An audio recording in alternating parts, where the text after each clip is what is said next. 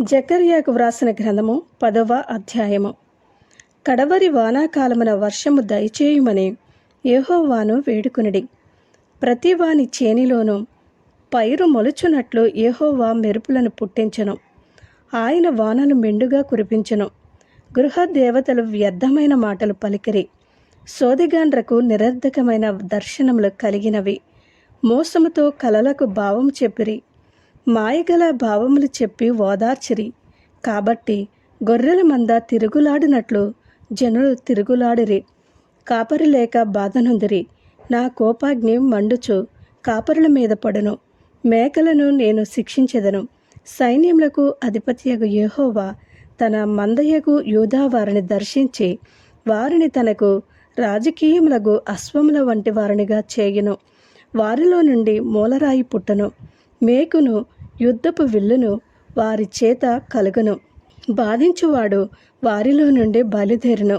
వారు యుద్ధము చేయుచు వీధుల బురదలో శత్రువులను త్రొక్కు పరాక్రమశాలుర వలె ఉందురు. యెహోవా వారికి తోడయుండెను గనుక వారు యుద్ధము చేయగా గుర్రములను ఎక్కువారు సిగ్గునందుదురు. నేను యూదా వారిని బలశాలురుగా చేసెదను. యోసేపు సంతతి వారికి రక్షణ కలుగచేసి వారికి నివాస స్థలము ఇచ్చెదను. నేను వారి ఎడల జాలిపడుదును. నేను వారి దేవుడినైన యెహోవాను. నేను వారి మనవి ఆలకింపగా నేను వారిని విడిచిపెట్టిన సంగతి వారు మరచిపోవుదురు. ఎఫ్రాయిము వారు బలాఢ్యుల వంటి వారగుదురు.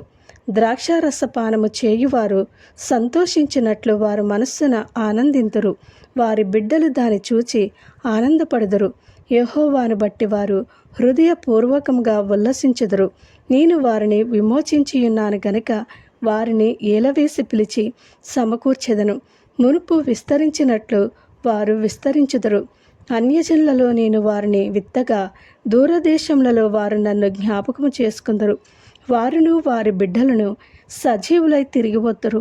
ఐగుప్తు దేశంలో నుండి వారిని మరలా రప్పించి అష్షూరు దేశంలో నుండి సమకూర్చి ఎక్కడనూ చోటు చాలనంత విస్తారముగా గిలాదు దేశంలోనికిని లెబనోను దేశంలోనికిని వారిని తోడుకుని వచ్చెదను. యెహోవా దుఃఖ సముద్రమును దాటి సముద్ర తరంగములను అణచివేయును. నైలు నది యొక్క లోతైన స్థలములను ఆయన ఎండచేయను. అష్షూరీయుల అతిశయాస్పదము కొట్టివేయబడును. ఐగుప్తీయులు రాజదండమును పోగొట్టుకుందరు. నేను వారిని యెహోవా యందు బలశాలురుగా చేయుదును. ఆయన నామము స్మరించుచు వారు వ్యవహరింతురు. ఇదే యెహోవా వాక్కు. ఆమేన్.